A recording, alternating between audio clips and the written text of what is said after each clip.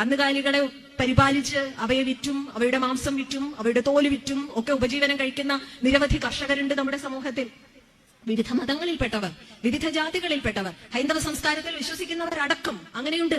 ഗോവധ നിരോധനം എന്ന് പറയുന്നത് ഇന്ത്യയുടെ ഞാൻ അറിയുന്ന, ആവർത്തിച്ചു പറയട്ടെ, ഞാൻ മനസ്സിലാക്കിയിട്ടുള്ള ഒരു വേദങ്ങളും പുരാണങ്ങളും ഇതിഹാസങ്ങളും ഗോമാംസം കഴിക്കരുത് എന്ന് പറയുന്നില്ല. ബൃഹദാരണ്യകോപനിഷത്തിൽ പറയുന്നത് ഒരു ഭാഗം, നിങ്ങൾക്ക് ആരോഗ്യവാനും സൗന്ദര്യമുള്ളവനുമായ ഉത്തമ പുത്രനെ ലഭിക്കാൻ ദമ്പതിമാരോട് പറയുന്നത് ഗോമാംസം സേവിക്കൂ എന്നാണ്. ആ നിലയിൽ നിന്ന് എവിടെ എത്തി നിൽക്കുന്നു? ഞാൻ പറയുന്നത് ഇത് അറിയാത്തവർ മാത്രമല്ല ഇത് പ്രചരിപ്പിക്കുന്നത്, ബോധപൂർവമുണ്ട്, അജ്ഞത കൊണ്ടുമുണ്ട്. അങ്ങനെ ലോകത്തെ ഇരുട്ടിലാക്കി മാറ്റാൻ എല്ലാവരും കേട്ടല്ലോ. ഇവിടെ നമ്മുടെ ഡോക്ടർ PS ശ്രീകല എന്ന് പറയുന്ന ആ ബഹുമാന്യ വ്യക്തി അവർ പറയുന്ന കാര്യം എന്താണ്? ആരോഗ്യവാനും സൗന്ദര്യമുള്ളവനുമായ ഉത്തമ പുത്രനെ ലഭിക്കാൻ ഗോമാംസം കഴിക്കണം എന്നാണ് പറയുന്നത്. പക്ഷെ ഇവർക്ക് അത് പറയുന്ന അവസരത്തിൽ ഒരു കാര്യം കൂടി പറയായിരുന്നു. ബൃഹദാരണ്യോപനിഷത്ത് എന്ന് പറയുമ്പോൾ അതിൽ എത്രാമത്തെ അധ്യായത്തിലാണ് ഇത് ഉള്ളത്, അതിൽ എത്രാമത്തെ ബ്രാഹ്മണത്തിലാണ് ഇത് ഉള്ളത് എന്ന് അവർ പറഞ്ഞിരുന്നുവെങ്കിൽ അതിനുശേഷം എത്രാമത്തെ ശ്ലോകം കൂടി പറഞ്ഞാൽ സാധാരണക്കാർക്ക് വലിയൊരു ഉപകാരമായി. കാരണം അത് കണ്ടെത്താൻ.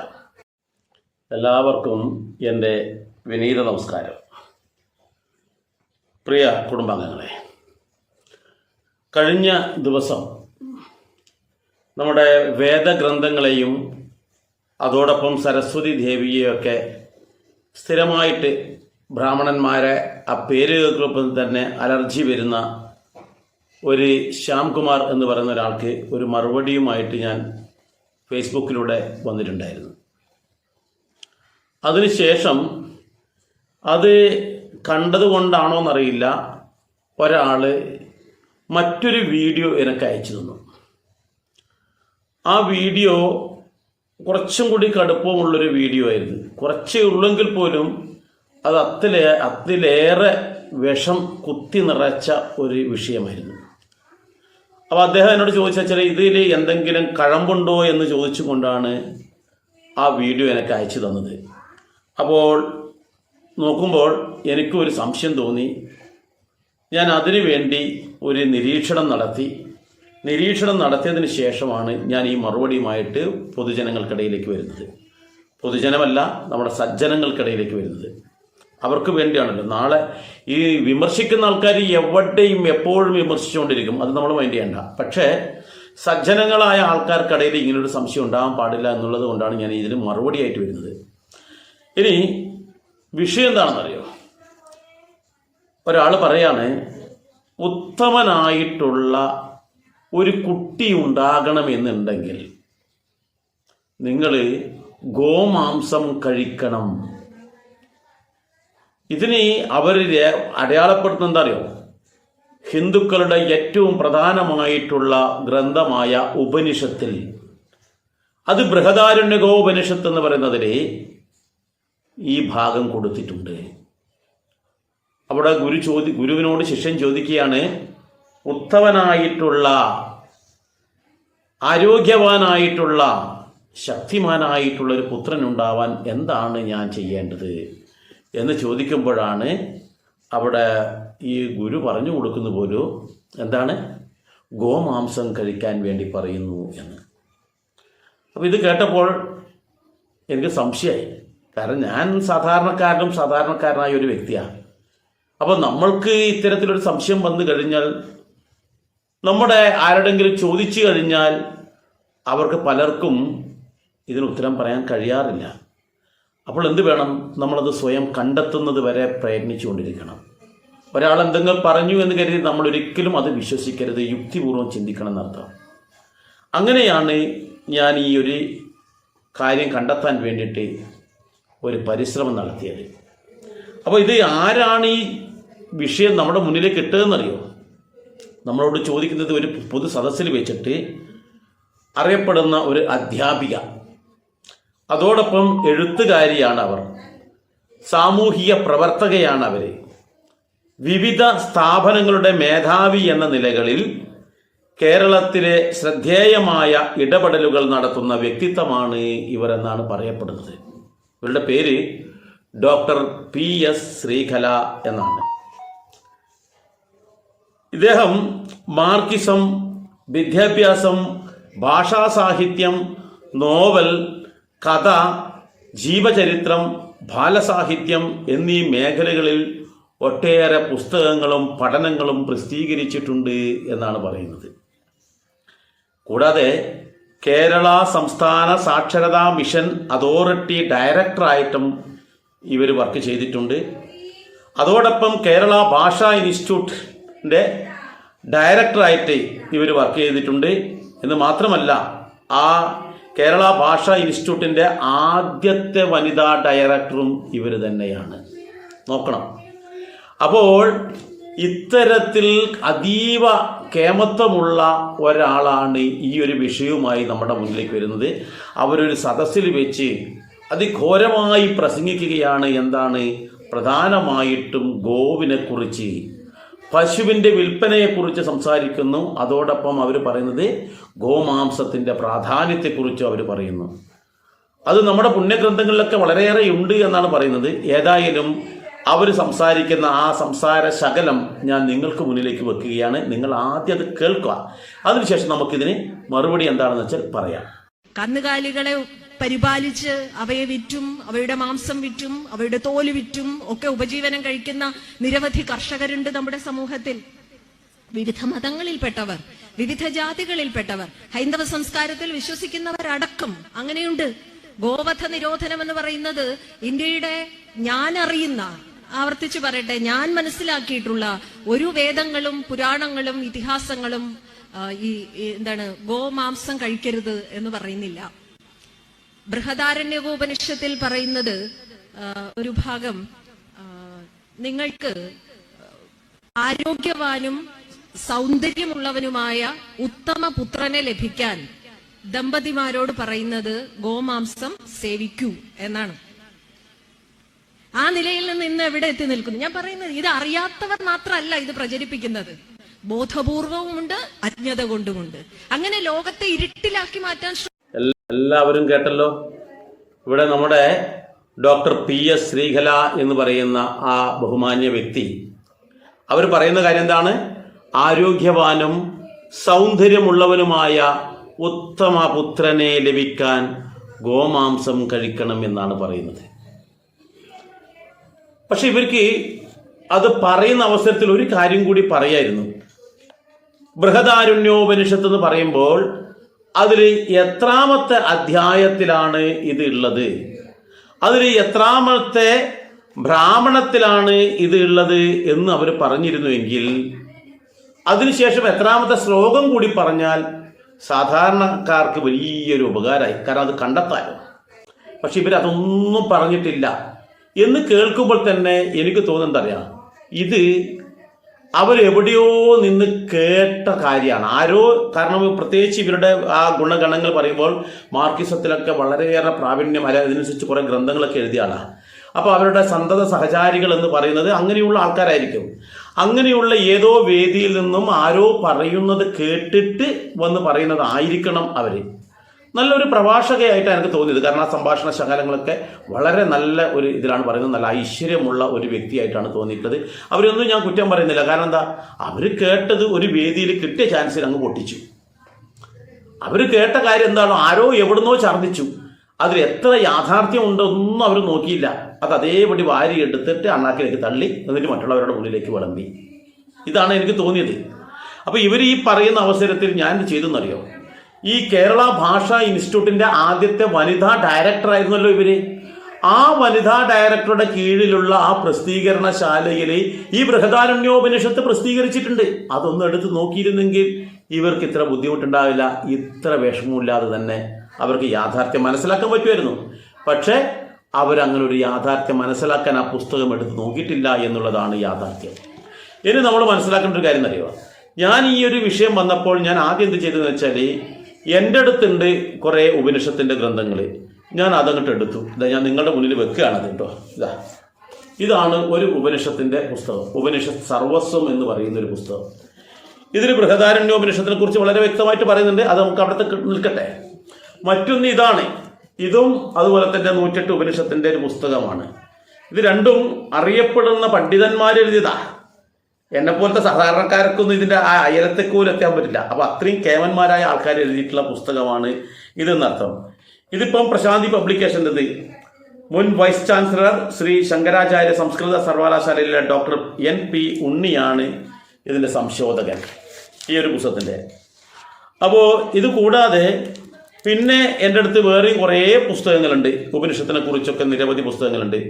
പിന്നെ നമ്മുടെ ശ്രീമാൻ നമ്പൂതിരിയുടെ പുസ്തകങ്ങൾ, അതൊക്കെ ഞാൻ ഇതിലൂടെ കണ്ണോടിച്ച് നോക്കി ഇതിലെന്തെങ്കിലും സംഭവം ഉണ്ടോ എന്നറിഞ്ഞ്. ഇത് കൂടാതെ നമ്മുടെ മൃഡാനന്ദ സ്വാമിയുടെ ഈ പറയുന്ന ബൃഹദാരണ്യോപനിഷത്തുണ്ട്. അതോടൊപ്പം തന്നെ നമ്മുടെ പണ്ഡിതരത്നമായിട്ടുള്ള KP നാരായണ പിഷാരടി എഴുതിയിട്ടുള്ള ഈ പറയുന്ന 108 ഉപനിഷത്തുക്കളുണ്ട്. അപ്പോൾ ഇതൊക്കെ ഞാൻ എടുത്ത് തലങ്ങും വിലങ്ങും വെച്ച് നോക്കി എവിടെയെങ്കിലും ഇങ്ങനെയുണ്ടോ എന്ന്. അപ്പോഴാണ് ഒരു പുസ്തകത്തിൽ ഇങ്ങനൊരു സംഭവം ഉണ്ടെന്ന് കണ്ടെത്തി. ഏതറിയാം? ആവശ്യത്തിനും അനാവശ്യത്തിനും വലിയ പബ്ലിസിറ്റി ആഗ്രഹിക്കുന്ന കുറച്ച് അറിവുണ്ട്. പക്ഷെ ആ അറിവ് യഥാവിധി ഗുരുവിൽ നിന്ന് കിട്ടിയതല്ല, തൻ്റെ ഊഹത്തിൽ നിന്നും ഊഹിച്ചെടുത്ത് എഴുതിയ ഒരു പുസ്തകമാണെന്ന് തോന്നിപ്പിക്കുന്ന വിധത്തിൽ ഡോക്ടർ വെങ്ങാനൂർ ബാലകൃഷ്ണൻ എഴുതിയിട്ടുള്ള 108 ഉപനിഷത്തുക്കളുടെ സമാഹാരം എന്ന് പറയുന്നതാണ് ആ പുസ്തകത്തിന്റെ പേര്. അപ്പൊ ആ പുസ്തകത്തിൽ മാത്രമാണ് ഇത്തരത്തിൽ ഒരു ഇത് വന്നില്ല. അതും ഗോമാംസം എന്നല്ല കേട്ടോ ഉള്ളത്. അതും ഗോമാംസമല്ല, മാംസം കഴിക്കണം എന്ന് പറയുന്നു. എന്താണ് ഇവിടെ പറഞ്ഞിരിക്കുന്നത്? ആരോഗ്യവാനായിട്ടുള്ള സൗന്ദര്യമുള്ളവനും ആയിട്ടുള്ള ഒരു ഉത്തമനായിട്ടുള്ള ഒരു പുത്രനെ ലഭിക്കാൻ എന്ത് വേണമെന്ന് പറയുമ്പോൾ വെങ്ങാനൂർ ബാലകൃഷ്ണന്റെ പുസ്തകത്തിൽ മാത്രം പറയുന്നു അവിടെ മാംസം കഴിക്കണം എന്ന്. എന്നാൽ അദ്ദേഹത്തിന്റെ നിഗമനം എന്തിന്റെ അടിസ്ഥാനത്തിലാണെന്ന് പറയാൻ പറ്റില്ല. ആ ശ്ലോകം ഇതിനെക്കുറിച്ച് ഈ ഒരു കുട്ടി, ഉത്തമനായ ഒരു കുട്ടി ഉണ്ടാവാൻ, അത് ഓരോ കഴിവുകളുള്ള കുട്ടികൾ, ബുദ്ധി ഉണ്ടാവാൻ വേണ്ടിയിട്ട്, ശക്തി ഉണ്ടാവാൻ വേണ്ടിയിട്ട്, സൗന്ദര്യം ഉണ്ടാവാൻ വേണ്ടിയിട്ട്, അങ്ങനെ ഓരോരോ തരത്തിലുള്ള കഴിവുകളുള്ള കുട്ടികൾ ഉണ്ടാവാൻ എന്ത് ചെയ്യണം എന്നുള്ള ചോദ്യത്തിന് 6-ാം അധ്യായത്തിലെ 4-ാം ബ്രാഹ്മണകത്തില് 14 മുതൽ 19 വരെയുള്ള ശ്ലോകങ്ങളിലാണ് ഇതെല്ലാം കൊടുത്തിട്ടുള്ളത്.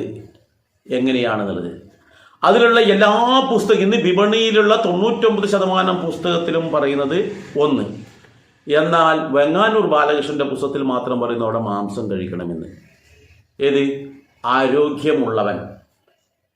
അപ്പോൾ അദ്ദേഹത്തിന്റെ കാഴ്ചപ്പാടിൽ നോക്കുകയാണെങ്കിൽ അതിന് നമുക്കൊരിക്കലും കുറ്റം പറയേണ്ട. അദ്ദേഹത്തിൻ്റെതായ ലെവലിൽ കുറച്ച് പബ്ലിസിറ്റിക്ക് വേണ്ടിയിട്ട് അദ്ദേഹത്തിൻ്റെതായ ഒരു പുസ്തകം പ്രസിദ്ധീകരിച്ചു. അദ്ദേഹത്തിൻ്റെ തന്നെയാണ് 4 വേദങ്ങൾ ഇറങ്ങിയിട്ടുണ്ട്. മുഴുവൻ തന്നെ പണ്ഡിതന്മാരായ പലരും എൻ്റെ അടുത്ത് നേരിട്ട് പറഞ്ഞു കാണിച്ചാൽ അത് മുഴുവൻ തന്നെ തെറ്റുകളുടെ കൂമ്പാരമാണെന്നാണ്. തെറ്റുകളുടെ കൂമ്പാരമാണ്. വേദങ്ങളെ വളച്ചൊടിച്ച് വികൃതമാക്കിയിട്ട് ജനങ്ങൾക്ക് മുന്നിൽ എത്തിച്ചിട്ടുള്ളതാണ് വെങ്ങന്നൂർ ബാലകൃഷ്ണന്റെ ചതുർവേദങ്ങളായിട്ടുള്ള പുസ്തകങ്ങൾ. 4 പുസ്തകങ്ങൾ, അത് 4 എൻ്റെ അടുത്തുണ്ട്. 4 എൻ്റെ അടുത്തുണ്ട്. അപ്പോൾ അദ്ദേഹമാണ് ഇത്തരത്തിൽ മാംസഭക്ഷണം കഴിക്കണം, ആരോഗ്യവാനായിട്ടുള്ള കുട്ടി ഉണ്ടാവാൻ എന്നുള്ളത്. അതിൽ തെറ്റില്ല അദ്ദേഹത്തിന്റെ കാഴ്ചപ്പാടിൽ, അദ്ദേഹത്തിന്റെ മനസ്സിൽ. എന്തുകൊണ്ടാ? നമ്മൾ ആരും തന്നെ ഒരു ഹിന്ദു പുരാണത്തിലും എവിടെയും പറഞ്ഞിട്ടില്ല നിങ്ങൾ മാംസം കഴിക്കാൻ പാടില്ല എന്ന് എവിടെയും പറഞ്ഞിട്ടില്ല. ഓരോ ആൾക്കാരുടെയും ഏത് തരത്തിലുള്ള പുത്രനാണോ ഉണ്ടാവേണ്ടത് അതിനനുസരിച്ചിട്ടുള്ള ഭക്ഷണം കഴിക്കണം എന്നുള്ളത് ശരിയാണ്. അപ്പോൾ ആരോഗ്യമുള്ള പുത്രൻ ഉണ്ടാകേണ്ടത് ഏതവസരത്തിലാണ്? ക്ഷത്രിയനാണ്. അപ്പൊ ക്ഷത്രിയന്മാരായ ആൾക്കാർക്ക് ക്ഷാത്രവീര്യം ഉണ്ടാവാൻ വേണ്ടിയിട്ട് അവർക്ക് പലതിനെയും കൊല്ലേണ്ടി വരും. ശത്രുക്കളായ ആൾക്കാർ മനുഷ്യരായ പോലും അവരെ കൊന്നുകളയേണ്ടി വരും.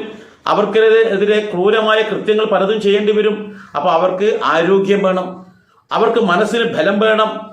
അത് രക്തം കണ്ടു കഴിഞ്ഞാൽ തല കറങ്ങാൻ പാടില്ലാത്ത തരത്തിലായിരിക്കണം. അങ്ങനെയാകുമ്പോൾ അവർക്ക് നായാട്ട് പറഞ്ഞിട്ടുണ്ട്. അവർ വനങ്ങളിൽ പോയി ക്രൂരമൃഗങ്ങളെ കൊല്ലുന്നുണ്ട്. യുദ്ധത്തിൽ എതിർ പട്ടാളക്കാരെ കൊല്ലുന്നുണ്ട്. അതിനുള്ള മനോധൈര്യം ഉണ്ടാകണമെങ്കിൽ ഇത്തരത്തിൽ മൃഗങ്ങളെയും മറ്റും കൊന്നിട്ട് അവർക്ക് മനസ്സിന് ധൈര്യം ഉണ്ടാക്കാൻ വേണ്ടി ചെയ്യുന്നുണ്ട്. പണ്ടേ ഉള്ളതാണ്. എല്ലാ രാജാക്കന്മാരും നായാട്ടിന് പോകാറുണ്ട്. അപ്പോൾ അങ്ങനെയുള്ള ക്ഷത്രിയന്മാരായ ആൾക്കാരെ അല്ലെങ്കിൽ ആരോഗ്യവാന്മാരായ ആൾക്കാരുണ്ടാവണമെങ്കിൽ എന്ത് വേണം? ഇത്തരത്തിൽ അവർക്ക് മാംസം കഴിക്കുന്നതിൽ ഒരു തെറ്റുമില്ല എന്ന് തന്നെ പറയുന്നുണ്ട്. എന്നാൽ ബുദ്ധിമാന്മാരായിട്ടുള്ള, അറിവുള്ളവനായിട്ടുള്ള, അറിവ് പകർന്നു കൊടുക്കുന്നവനായിട്ടുള്ള, സംസ്കാര സമ്പന്നനായിട്ടുള്ള ഒരു പുത്രൻ ഉണ്ടാവണമെന്നുണ്ടെങ്കിൽ അവർ കഴിക്കേണ്ടുന്ന ഭക്ഷണത്തെക്കുറിച്ച് വളരെ കൃത്യമായി പറയുന്നുണ്ട്. എന്നാൽ ഇവിടെ വെങ്ങാനൂർ ബാലകൃഷ്ണൻ പറയുന്നത് മാംസം കഴിക്കണമെന്നാണ് പറയുന്നത്. ഏത്? അതിനെ വളച്ചൊടിച്ചിട്ട് ആണ് ഇവിടെ നമ്മുടെ ആ സഹോദരി പറഞ്ഞിരിക്കുന്നത് ഗോമാംസം എന്ന്. അവിടെ മാംസം എന്നാണ് അവർ പറയുന്നത്, ഇവിടെ ഗോമാംസം കഴിക്കണമെന്ന്. എന്നാൽ ഞാൻ എൻ്റെ ഈ സഹോദരിയോട് ചോദിക്കുകയാണ്, ബഹുമാനപ്പെട്ട PS ശ്രീകലാ മേഡം, അങ്ങ് ഈ ഇന്ന് വിപണിയിലുള്ള ഏതെങ്കിലും ഒരു പുസ്തകത്തിൽ ഗോമാംസം കഴിക്കണം, ആരോഗ്യവാനായ പുത്രനുണ്ടാകാൻ വേണ്ടിയിട്ട് ഗോമാംസം കഴിക്കണം എന്ന് ഏതെങ്കിലും നല്ല അറിവുള്ള ഒരു ആചാര്യൻ എഴുതിയ ഏതെങ്കിലും ഒരു ഗ്രന്ഥത്തിൽ അങ്ങക്ക് കാണിച്ചു തരാൻ പറ്റുമെങ്കിൽ അത് ഒരു വെല്ലുവിളിയായിട്ട് അങ്ങ് സ്വീകരിച്ചും കൊണ്ട് അതങ്ങ് കാണിച്ചു തരികയാണെങ്കിൽ അത് വലിയ ഒരു വിപ്ലവം തന്നെ. കാരണം വെച്ചാൽ ഇവിടെ ഇത്രയും കാലം ഗോമാംസത്തിനെതിരെ പ്രവർത്തിച്ച എല്ലാവരുടെയും വായ അടപ്പിക്കാനുള്ള ഒരു സംവിധാനമായിരിക്കും എന്ന് ഞാൻ ഓർമ്മിപ്പിക്കട്ടെ. പക്ഷേ എനിക്ക് 100% ഉറപ്പുണ്ട് അങ്ങേക്ക് അത് കാണിച്ചു തരാൻ പറ്റില്ല. കാരണം ഞാനിപ്പോൾ 2 ഗ്രന്ഥം ഞാൻ അങ്ങേക്ക് മുന്നിൽ വെച്ചു, അല്ലെങ്കിൽ ഞാൻ പൊതുജന മധ്യത്തിൽ വെച്ചു. ഈ പുസ്തകത്തിൽ എവിടെയും അങ്ങനെയില്ല. 14 മുതൽ 19 വരെയുള്ള ഈ ശ്ലോകങ്ങളിൽ എവിടെയും തന്നെ ഈ പറയുന്ന ഗോമാംസം എന്ന് പറയുന്ന ഒരു സംവിധാനമില്ല. മറിച്ച് 18ാമത്തെ ശ്ലോകത്തിൽ വളരെ കൃത്യമായി പറയുന്നുണ്ട്. എന്താണ് പറയുന്നത്? വെങ്ങാനൂരിനും തെറ്റുപറ്റി എന്ന് വേണം മനസ്സിലാക്കാൻ. അതുപ്രകാരം ഇവിടെ പറയുന്നത് വെച്ചാൽ, പണ്ഡിതനായ പുത്രി ഉണ്ടാവണമെന്ന് ആഗ്രഹിക്കുന്നുവെങ്കിൽ, ആ കുട്ടി 100 കൊല്ലം ജീവിക്കണമെന്ന് ആഗ്രഹിക്കുന്നുണ്ടെങ്കിൽ എള്ളോട് കൂടിയ അരി വേവിച്ച് നെയ്യും ചേർത്ത് 2 പേരും ഭക്ഷിക്കണമെന്ന് പറയുന്നു.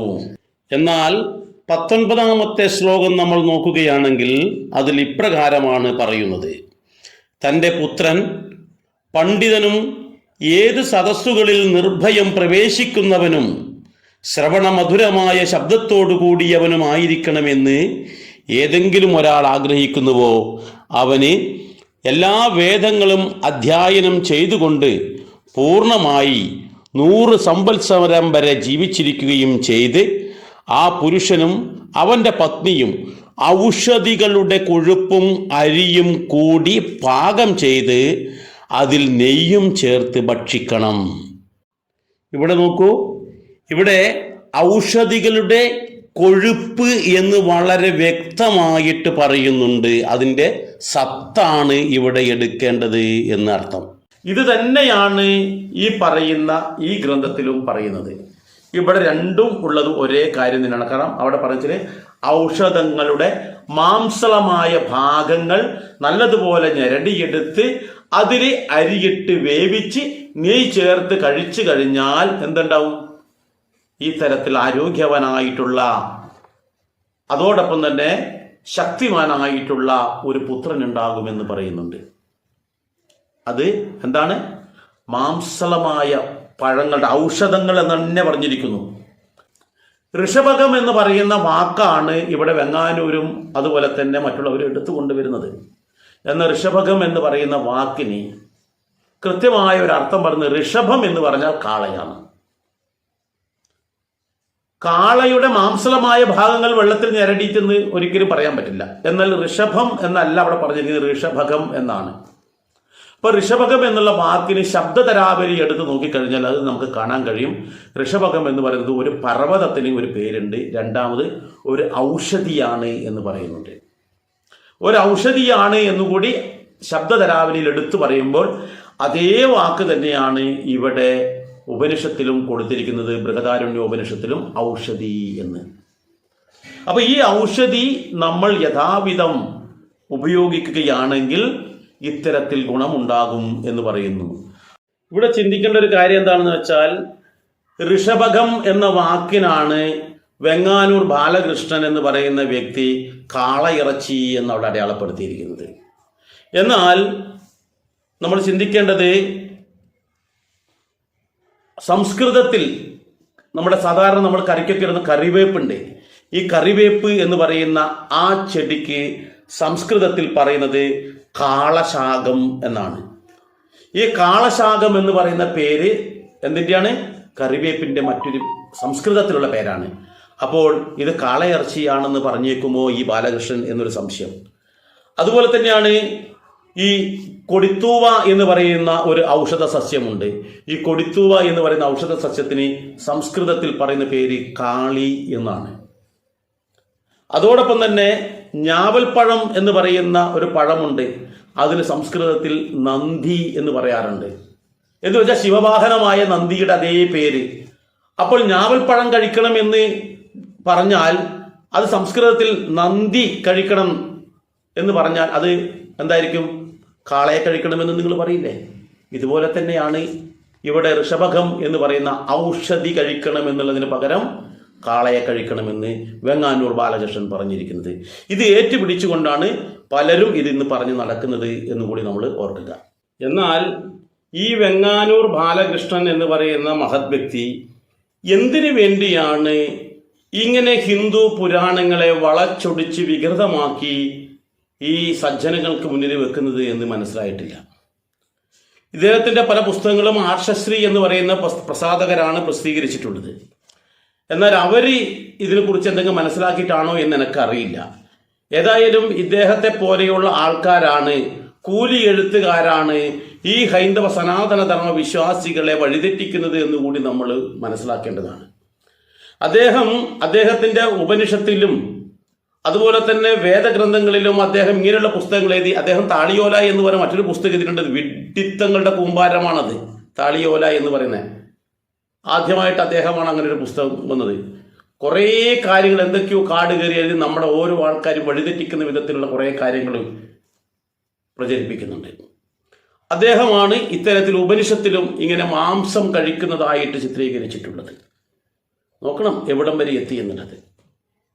അപ്പോൾ അതായത് നമ്മുടെ സ്വന്തം സ്വാതന്ത്ര്യമാണ് എന്ന് പറയും, ആവിഷ്കാര സ്വാതന്ത്ര്യം എന്നൊക്കെ ചില ആൾക്കാർ പറയും. പക്ഷേ ഒരു വിഭാഗം ആൾക്കാരുടെ വിശ്വാസത്തെ ഹനിച്ചുകൊണ്ട് അവരെ വഴിതെറ്റിക്കും വിധത്തിൽ ഇത്തരത്തിലുള്ള പുസ്തകങ്ങൾ പ്രചരിപ്പിക്കുന്നത് യഥാവിധി ക്രിമിനൽ കുറ്റമാണ് എന്നുകൂടി നമ്മൾ മനസ്സിലാക്കണം. ഏതെങ്കിലും ഒരാൾ നിയമപരമായിട്ട് കോടതിയിൽ പോയി കഴിഞ്ഞാൽ ഇതിന് കൃത്യമായ ശിക്ഷ അദ്ദേഹത്തിന് ലഭിക്കും എന്നുള്ള കാര്യം കൂടി നമ്മൾ അദ്ദേഹത്തിനെ ബോധ്യപ്പെടുത്തുന്നത് നന്നായിരിക്കും എന്ന് കൂടി ഓർമ്മിപ്പിക്കട്ടെ. പിന്നീട് മറ്റ് പലതരത്തിലുള്ള കുട്ടികൾ, വെളുത്ത നിറമുള്ള കുട്ടി ഉണ്ടാവാൻ, കറുത്ത നിറമുള്ള കുട്ടി ഉണ്ടാകാൻ എന്നൊക്കെ ഇവിടെ പറയുന്നുണ്ട് ഓരോ കാര്യങ്ങൾ. അപ്പം അവൻ ആയുസ് ഉണ്ടാവാൻ വേണ്ടിയിട്ട്, സ്വഭാവശുദ്ധി ഉണ്ടാവാൻ വേണ്ടിയിട്ട്, സമൂഹത്തിൽ നല്ല രീതിയിലുള്ള പ്രശസ്തി ഉള്ള ഒരാളായി തീരാൻ വേണ്ടി, അതുപോലെ നല്ല പണ്ഡിതനാവാൻ വേണ്ടി, ഇങ്ങനെ ഓരോ തരത്തിലുള്ള കുട്ടികൾ ഉണ്ടാവാൻ എന്തൊക്കെയാണ് നമ്മൾ മാതാപിതാക്കൾ ചെയ്യേണ്ടതെന്നൊക്കെ ഇവിടെ പറഞ്ഞു തരുന്നുണ്ട്. അപ്പോൾ അതിനടുത്താണ് ഈ പറയുന്ന ഒരു വിഷയം ഇവർ കടത്തിക്കൊണ്ടുവന്നിട്ടുള്ളത്. ഇവർക്ക് സമർത്ഥിക്കേണ്ടത് എന്താണ്? നമ്മൾ ഈ പറയുന്ന പുണ്യപുരാണ ഗ്രന്ഥങ്ങളിൽ മാംസം ഭക്ഷിക്കാൻ വേണ്ടിയിട്ട് പറയുന്നുണ്ട് എന്ന് ബോധ്യപ്പെടുത്തണം.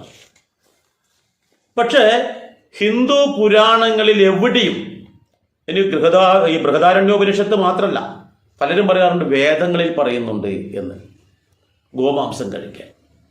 എന്നാൽ വേദങ്ങളിലും അവിടെ എവിടെയും പറയുന്നില്ല. മറിച്ച് വേദങ്ങളിൽ പറയുന്ന കുറച്ച് കാര്യങ്ങൾ കൂടി ഞാനിവിടെ സൂചിപ്പിക്കാം. ഇതൊക്കെ നമ്മുടെ സജ്ജനങ്ങൾക്ക് വേണ്ടിയിട്ടാണ് കേട്ടോ. ആ വേദങ്ങളിൽ പറയുന്നത് യജുർവേദത്തിലെ 36:18 എന്ന് പറയുന്ന ശ്ലോകം, അതുപോലെ തന്നെ 13:43 എന്ന് പറയുന്ന ശ്ലോകം യജുർവേദത്തിലും വേണമെങ്കിൽ അടിവരയിട്ട് എഴുതിയെടുക്കാം. അതുപോലെ അഥർവവേദത്തിൽ 11:2 അതുപോലെ തന്നെ 4:21-7 10:1-29 രണ്ട് വേദമായി. മൂന്നാമത്തേത് ഋഗ്വേദത്തിൽ എടുത്തു നോക്കിക്കഴിഞ്ഞാൽ 8:101-15 അതുപോലെ 10-ാം മണ്ഡലത്തിലെ 87-16 ശ്ലോകം കൂടി എടുത്തു നോക്കിക്കഴിഞ്ഞാൽ ഒന്നുകൂടി സൂചിപ്പിക്കാം. മഹാഭാരതത്തിലെ ശാന്തി പർവത്തിൽ 265-47 ശ്ലോകം എടുത്തു നോക്കിക്കഴിഞ്ഞാൽ ഈ പറഞ്ഞ ഭാഗത്തെല്ലാം തന്നെ പറയുന്നത് എന്താണെന്നറിയോ? ഗോമാംസം കഴിച്ചാലുണ്ടാകുന്ന ദോഷങ്ങളെ കുറിച്ചാണ്. കഴിക്കാൻ എവിടെയും പറയുന്നില്ല. എല്ലാ വേദങ്ങളിലും 3 വേദങ്ങളിലും മഹാഭാരതത്തിലും എടുത്തു പറയുന്നു ഗോമാംസം കഴിച്ചാലുണ്ടാകുന്ന ദോഷങ്ങൾ എന്തൊക്കെയാണ്. മാത്രവുമല്ല അന്ന് ആ കാലഘട്ടത്തിൽ ഇത് കഴിച്ചാൽ കൊടുത്തിരുന്ന പിഴ അല്ലെങ്കിൽ അവർക്കുള്ള ശിക്ഷ എന്താണ് എന്നൊക്കെ വളരെ വിശദമായിട്ട് വിവരിച്ചിട്ടുണ്ട്. ഇതൊന്നും നമ്മുടെ ആൾക്കാർ കാണാറില്ല, ഇത് പലരും അറിയുന്നില്ല. മാംസം കഴിക്കുന്നതിനെ ആരും വിമർശിക്കുന്നില്ല. നിങ്ങൾ എന്ത് മാംസം കഴിച്ചോളൂ, പക്ഷേ ഗോമാംസം കഴിക്കാൻ പാടില്ല എന്ന് എടുത്തു പറയുന്നു. എല്ലാ മാംസങ്ങളായാലും ഏത് ഭക്ഷണമായാലും മനുഷ്യന്റെ ഗുണത്തിന് വേണ്ടിയിട്ടാണ്, ഉപകാരത്തിന് വേണ്ടിയിട്ടാണ്, അവന്റെ ഉയർച്ചയ്ക്ക് വേണ്ടിയിട്ടാണ്. എന്നാൽ ഗോമാംസം കഴിക്കാൻ പാടില്ല എന്നുള്ളതിനെ കുറിച്ച് വ്യക്തമായിട്ട് നമ്മുടെ പുരാണ ഗ്രന്ഥങ്ങളിൽ പറയുന്നുണ്ട്. ഇത് നമ്മുടെ പുരാണ ഗ്രന്ഥങ്ങളിൽ മാത്രമല്ല, ഇപ്പൊ അടുത്ത ഒരു വീഡിയോ ഞാൻ കണ്ടു. നമ്മുടെ എന്താണ് മുസ്ലിം പണ്ഡിതനായ പൊന്നുരുന്നി കുഞ്ഞഹമ്മദ് മുസ്ലിയാർ എന്ന് പറയുന്ന ഒരു വ്യക്തിത്വമുണ്ട്. അദ്ദേഹം ഈ വിഷയത്തെക്കുറിച്ച് വളരെ വ്യക്തമായിട്ട് തന്നെ പറയുന്നുണ്ട്. അതെന്താണെന്ന് നമുക്ക് ശ്രദ്ധിച്ചാലും മനസ്സിലാക്കാൻ പറ്റും. ഏതായാലും കറവുള്ളതിനെ അറക്കരുതെന്ന് ഇവിടെ നിർദ്ദേശമുണ്ട്.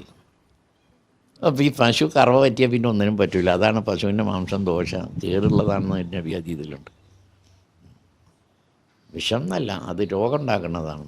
അത് ഈ കറവ പറ്റിയാൽ അവർ ചപ്പിറച്ചിയായിരിക്കും. അത് ഈ അർസസ് പോലത്തെ അസുഖങ്ങളൊന്നും ഇറച്ചി പറ്റില്ല. അപ്പോൾ നമ്മൾ ഇവിടെ ചിന്തിക്കേണ്ടതെന്നറിയോ, ഗോമാംസം കഴിച്ചു കഴിഞ്ഞാൽ ഉണ്ടാകുന്ന ദോഷവശങ്ങളെക്കുറിച്ച് നമ്മുടെ വേദഗ്രന്ഥങ്ങളിൽ കൃത്യമായി വിവരിക്കുന്നുണ്ട്. അത് ഇപ്രകാരമാണ്. എന്താണെന്ന് വെച്ചാൽ, നമ്മൾ ഗോമാംസം കഴിച്ചാൽ നിങ്ങളിൽ ഉണ്ടാകുന്ന കരുണ, ദയ, ഒരാളൊരു വിഷമപ്പെട്ട് കിടക്കുന്ന സമയത്ത് അവരെ കാണുമ്പോൾ നമുക്കുണ്ടാകുന്ന ഒരു ദയ ഉണ്ടാവുമല്ലോ, അത് നമുക്ക് നഷ്ടപ്പെടും. ഒരു സഹജീവികളുടെ പോലും കാരുണ്യം തോന്നില്ല. എന്തിന് കൂടപ്പറപ്പിനെ പോലും വെട്ടിക്കൊല്ലുന്ന ഒരു തലത്തിലേക്ക് നമ്മുടെ മാനസികാവസ്ഥ മാറും. എന്നുവെച്ചാൽ ദയയും കാരുണ്യം എന്ന് പറയുന്ന വികാരം നമ്മളിൽ നിന്ന് നഷ്ടമാകും എന്ന്. ഇത് ഞാൻ പറയുമ്പോൾ നിങ്ങൾക്ക് സംശയം തോന്നുമ്പോൾ നിങ്ങളൊന്ന് ചിന്തിച്ചാൽ മതി. ഇന്ന് നമ്മൾ പത്രമാധ്യമം എടുത്തു കഴിഞ്ഞാൽ ഏറ്റവും കൂടുതൽ ക്രൂരകൃത്യങ്ങൾ ചെയ്യുന്ന ആൾക്കാരുടെ ഒരു വിവരണം നോക്കൂ. അവരുടെ പേര് വിവരങ്ങളിൽ നോക്കുക. ക്രിമിനൽ കേസുകളിൽ പെൺവാണിഭം, തീവ്രവാദം, ഭീകരവാദം, ലഹരികടത്ത്, കള്ളക്കടത്ത്, കൊല, കൊള്ള, തട്ടിപ്പ്, അങ്ങനെ തുടങ്ങിയിട്ട് എല്ലാ വൃത്തികേടുകളും ചെയ്യുന്ന ആൾക്കാരുണ്ടെങ്കിൽ അവരെ ഒന്ന് പരിശോധിച്ച് കഴിഞ്ഞാൽ, അവരുടെ കൂട്ടാളികളെ ഒന്ന് പരിശോധിച്ച് കഴിഞ്ഞാൽ അവരൊക്കെ തന്നെ ഈ ഗോമാംസം കഴിക്കുന്ന ആളായിരിക്കുമെന്നാണ് പറയുന്നത്. ഈ ഗോമാംസം കഴിച്ചാൽ അവരുടെ ഈ കാരുണ്യമൊക്കെ അങ്ങോട്ട് പോകും. അപ്പം ആരെയും കൊല്ലാനോ നശിപ്പിക്കാനോ കടക്കാനോ പിടിച്ചു പറിക്കാനോ എന്ത് വൃത്തികേട് കാണിക്കാനോ അവർക്കൊരു ഉളുപ്പും ഉണ്ടാവില്ല, അല്ലെങ്കിൽ ഒരു കാരുണ്യം അവർക്ക് ഉണ്ടാവില്ല. എന്ത് വേണം ചെയ്യും എന്നർത്ഥം. അപ്പോൾ അതിന് വ്യക്തമായിട്ട് ഇത് നമ്മുടെ പുരാണങ്ങളിൽ പറയുന്നുണ്ട്. ഇതിപ്പം മുഹമ്മദ് നബി പറഞ്ഞു എന്ന് പൊന്നുരുക്കി നമ്മുടെ മുസ്ലിയാർ പറഞ്ഞു. അപ്പോൾ ഇത്തരത്തിൽ അതിനെ എല്ലാവരും തന്നെ അതിനനുസരിച്ച് വിമർശിച്ച് മാറ്റി നിർത്തിയിട്ടുണ്ട്. ഏതൊരു മതഗ്രന്ഥവും അവരുടെ അനുയായികൾക്ക് വേണ്ടി അവർ പറയുന്നതാണ് ഇന്ന മാംസം കഴിക്കരുതെന്ന്. ഉദാഹരണത്തിന് മുഹമ്മദിയ വിഭാഗക്കാർ പന്നി മാംസം കഴിക്കാൻ പാടില്ല എന്ന് പറയുന്നു. അവരത് കഴിക്കാറില്ല, ആരും അത് ചോദ്യം ചെയ്യാറില്ല. കാരണം അവരെന്തെങ്കിലും അതിനൊരു ദോഷം കാണുന്നുണ്ടാവും. ആ ദോഷമാണ് അവരുടെ ആൾക്കാരത് പാലിക്കുന്നത്. അതുപോലെ ഹൈന്ദവ സനാതനധർമ്മ വിശ്വാസികൾക്ക് വേണ്ടി അവരാചാര്യന്മാരായി സങ്കല്പിച്ചിട്ടുള്ള ഋഷീശ്വരന്മാർ തയ്യാറാക്കിയിട്ടുള്ള ഗ്രന്ഥങ്ങളിലുള്ളതാണ് ഈ കാര്യങ്ങൾ. അവിടെയാണ് നമ്മുടെ PS ശ്രീലേഖ എന്ന് പറയുന്ന മേഡം വന്നിട്ട് പറയാണ്, പണ്ട് കാലങ്ങളിൽ ഇതൊക്കെ ഉണ്ടായിരുന്നു, ഇന്ന് ഇത് അടിച്ചേൽപ്പിക്കുന്നതാണ് എന്നൊക്കെ. ബഹുമാനപ്പെട്ട ശ്രീകല മേഡം, അങ്ങ് എന്ത് വേണമെന്ന് വെച്ചാൽ അങ്ങ് ഡയറക്ടറായിട്ടുണ്ടായിരുന്ന ഞാൻ നേരത്തെ പറഞ്ഞിട്ടുള്ള കേരള ഭാഷാ ഇൻസ്റ്റിറ്റ്യൂട്ട് ഉണ്ടല്ലോ, അവരുടെ തന്നെ പുസ്തകങ്ങളുണ്ട് ഈ ഉപനിഷത്ത്, അതെടുത്തിട്ടൊന്ന് വായിക്കാം. എന്നതിന് ശേഷം അങ്ങ് വിമർശിക്കാം. അത് നല്ല ഒരു പ്രാസംഗികയാണ്, നല്ല കഴിവും കാര്യങ്ങളുണ്ട്. പക്ഷേ അങ്ങ് എന്തിനു വേണ്ടിയാണ് ഇത്തരത്തിൽ ആ ഒരു വാക്ക് പറഞ്ഞുകൊണ്ട് സജ്ജനങ്ങളെ മാനസികമായി പീഡിപ്പിച്ചതെന്ന് എനിക്കറിയില്ല. ചിലപ്പോൾ എന്തെങ്കിലും നേട്ടത്തിന് വേണ്ടിയാകാം. കാരണം ഹിന്ദു സമാജത്തിനെയോ ഹിന്ദു മതഗ്രന്ഥങ്ങളെയോ അല്ലെ ഹിന്ദു ആചാര്യന്മാരെയോ ഹിന്ദു ദേവി ദേവന്മാരെയോ ഏതൊക്കെ തരത്തിൽ വൃത്തികേടുകളിലൂടെ അവതരിപ്പിക്കാൻ പറ്റുമോ അവർക്കെല്ലാം തന്നെ നല്ല രീതിയിൽ പ്രോത്സാഹനം കിട്ടുന്ന ഒരു സ്ഥലമായി തീർന്നിരിക്കുകയാണ് കേരളം. അപ്പോൾ അങ്ങക്ക് ചിന്തിക്കുന്നുണ്ടാവും ചിലപ്പോൾ ഇതിലൂടെ വല്ല അവാർഡുകളോ അല്ലെങ്കിൽ മറ്റേതെങ്കിലും സ്ഥാനമാനങ്ങളോ ലഭിക്കുമെന്നാണ് അങ്ങ് ചിന്തിക്കുന്നുണ്ടെങ്കിൽ അത് ഇവിടെയുള്ള സജ്ജനങ്ങളോട് ചെയ്യുന്ന ഏറ്റവും വലിയ പാതകമാണ്. അങ്ങയെ മറ്റുള്ളവർ ഇപ്പോൾ വിലയിരുത്തി തുടങ്ങിക്കഴിഞ്ഞു. അറിയാതെ അന്ന് പലരും കൈയടിച്ചിട്ടുണ്ടെങ്കിൽ ഇന്ന് പലരും ചിന്തിച്ചു തുടങ്ങി. അങ്ങ് പറയുന്നത് പോലെ നിരവധി ആൾക്കാർ പറയുന്നുണ്ട്, പക്ഷെ അതെല്ലാവരും ചിന്തിച്ചു തുടങ്ങി. എല്ലാം തന്നെ കാര്യം നേടാൻ വേണ്ടി ചെയ്യുന്ന വാക്കുകളാണ് ഇതെന്ന്. അതുകൊണ്ട് തന്നെ ഇനിയെങ്കിലും അങ്ങ് ഇത് മറ്റുള്ള വേദിയിലെത്തിക്കഴിഞ്ഞാൽ പറയാതിരിക്കുക. അതേ അവസരത്തിൽ അങ്ങ് ഈ ഒരു കാര്യത്തിൽ ഈ മറ്റു യഥാർത്ഥ പുസ്തകങ്ങൾ വേണ്ട, അങ്ങയുടെ കീഴിലുള്ള ഗ്രന്ഥങ്ങൾ എന്നെ എടുത്ത് വച്ച് നോക്കിയിട്ട് യാഥാർത്ഥ്യം മനസ്സിലാക്കിയിട്ട് ഏതെങ്കിലും ഒരു വേദിയിലെത്തിയിട്ട് ഇത് തിരുത്തി പറയാനുള്ള ഒരു ആർജവം കൂടി കാണിക്കണമെന്ന് മാത്രം അങ്ങയോട് പറയട്ടെ. ഞാൻ ഈ ഒരു വിഷയത്തിൽ ഇത്രയും പറയാൻ കാരണം ഇത്തരത്തിൽ നമ്മുടെ സാധാരണക്കാരായ ആൾക്കാർ തെറ്റിദ്ധരിപ്പിക്കപ്പെടാൻ സാധ്യതയുണ്ട് എന്നുള്ളത് കൊണ്ട് മാത്രമാണ്. ഒരു കാര്യം നമ്മൾ തറപ്പിച്ച് തീരുമാനിച്ചുള്ളൂ, ഒരു ഗ്രന്ഥത്തിലും, ഹിന്ദുവിൻ്റെ ഒരു ഗ്രന്ഥത്തിലും, അത് മനുസ്മൃതിയല്ല, ഇനി ഏത് സ്മൃതി എടുത്താലും 120ഓളം സ്മൃതികൾ ഭാരതത്തിൽ ഉണ്ടായിട്ടുണ്ട്. അതിൽ ഒരു സ്മൃതികളിൽ പോലും ഗോമാംസം കഴിക്കാൻ വേണ്ടി പറഞ്ഞിട്ടില്ല എന്നുകൂടി ഓർക്കുക. ഒരു കാര്യം കൂടി ഞാൻ ഓർമ്മിപ്പിക്കട്ടെ. ഇത്തരത്തിൽ സനാതന ധർമ്മത്തിന് താറടിച്ച് കാണിച്ച് കയ്യടി നേടാൻ ആഗ്രഹിക്കുന്ന ചില ബിരുദന്മാരുണ്ടാവും. അവരുടെ ഏതെങ്കിലും വീഡിയോസ് ഉണ്ടെങ്കിൽ ദയവായി കമൻറ്റ് ബോക്സിൽ രേഖപ്പെടുത്തിയാൽ നന്നായിരിക്കുമെന്ന് കൂടി ഓർമ്മിപ്പിക്കട്ടെ. ഏതായാലും മറ്റൊരു വീഡിയോയുമായി ഞാൻ മറ്റൊരു അവസരത്തിൽ വരാം. എല്ലാവർക്കും നന്ദി, നമസ്കാരം.